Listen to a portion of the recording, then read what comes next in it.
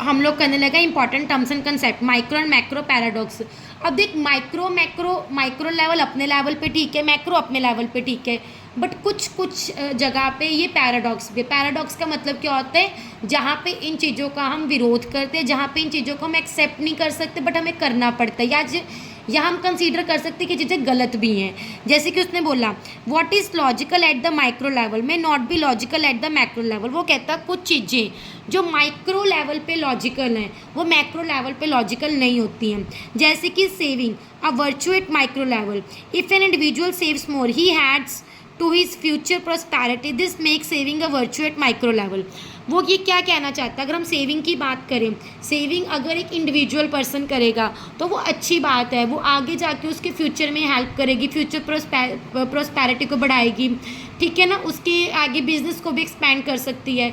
But अगर वही saving हम मैक्रो लेवल पे करें, वो सेविंग मैक्रो लेवल पे ठीक नहीं, क्योंकि बंदे अगर सारे के सारे लोग सेविंग करने लगे तो एक्सपेंस कौन मतलब एक्सपेंडिचर कौन करेगा? और अगर कोई एक्सपेंस ही नहीं करेगा, कोई खर्चा ही नहीं करेगा तो सामान खरीदेगा कौन? कोई सामान खरीदेगा नहीं तो इकॉनमी कैसे रन होगी? वो चीज़ है।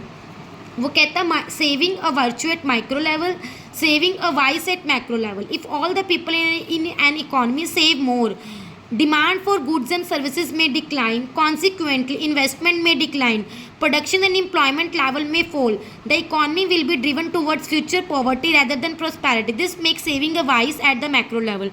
समझ आया वो हमें क्या कहना चाहता है? अगर हम लोग माइक्रो लेवल पे सेविंग करते हैं दैट इज़ ओके।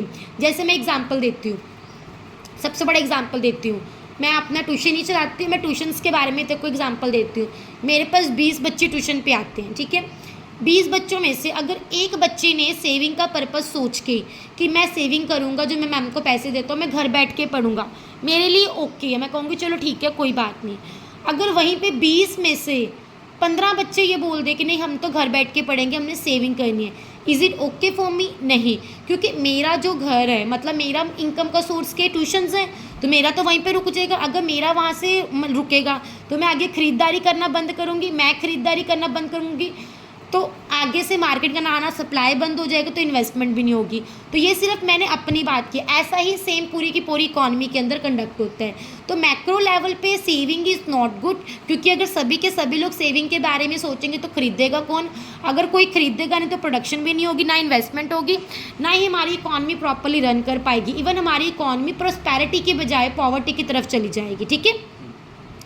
मैंने माइक्रो एंड मैक्रो इंटरडिपेंडेंस, वो कहते हैं माइक्रो और मैक्रो लेवल्स जो हैं एक दूसरे पे डिपेंड करते हैं। कैसे करते हैं? मैक्रो इम्पैक्ट्स माइक्रो, वो कह रहा है macro impacts micro, increase in interest rate by the RBI by the commercial banks will lower borrowings for investment by the individual producers.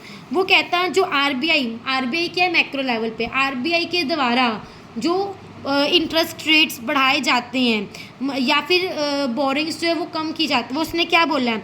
Interest rates by the RBI will lower borings for investment by the individual producers. वो कहता है अगर जो RBI है अपने interest rates बढ़ा दे ताकि जो लोग हैं ज़्यादा से ज़्यादा इन्वेस्ट करें माइक्रो लेवल के ऊपर। कमर्शियल बैंक्स होते हैं, पहले तो ये समझ, जितने भी हमारे कमर्शियल बैंक्स होते हैं वो माइक्रो लेवल पे काम करते हैं, और आरबीआई सेबी होता है मैक्रो लेवल पे। अगर आरबीआई इंटरेस्ट रेट बढ़ा देगा तो एक इंडिविजुअल ज़्यादा जो है अपनी इन्वेस्टमेंट करेगा।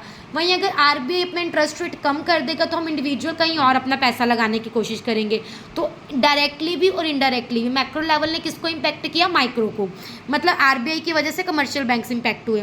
नेक्स्ट है micro impacts macro, increase in spending at the individual level will lead to the rise in aggregate demand in the economy.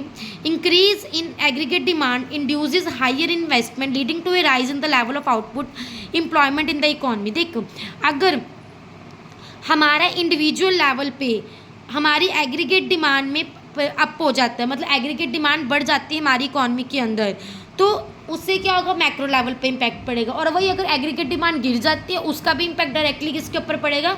Macro level के ऊपर। मतलब हमारी पूरी की पूरी इकॉनमी के ऊपर ही इसका क्या पड़ता है? इम्पैक्ट पड़ता है। सिंपल भाषा के अंदर माइक्रो मैक्रो को इम्पैक्ट करती है और मैक्रो माइक्रो को इम्पैक्ट करती है। पॉइंट समझ आया?